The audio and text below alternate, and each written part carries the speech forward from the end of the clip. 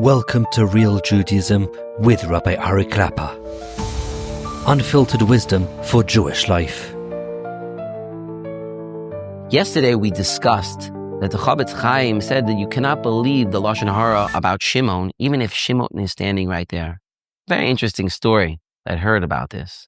There was once a certain Rav who walked into a wedding, and he went and he sat down at one of the tables.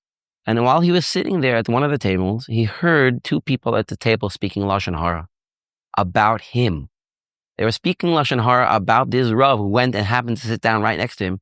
And those two people did not know that the Rav was sitting there. And they continued to speak Lashon Hara. And the Rav himself, when they're speaking Lashon Hara, was so shocked, he didn't say anything. He just sat there listening to the Lashon Hara about himself. There was a different person at the table who realized what was going on and screamed out the Rav's name and gave him a Shalom Aleichem. So the other two people would understand that they were speaking in front of the very person, they were speaking about him who was sitting right next to them.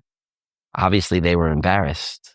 But this story brings out many things. One is that just because they're speaking Lashon Hara about you doesn't mean you're necessarily going to say something.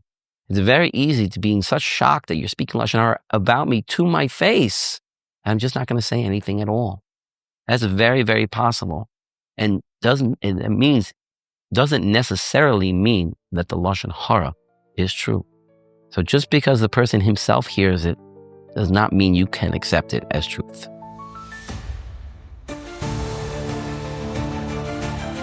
Thank you for joining Real Judaism, where we explore Torah's wisdom for real life.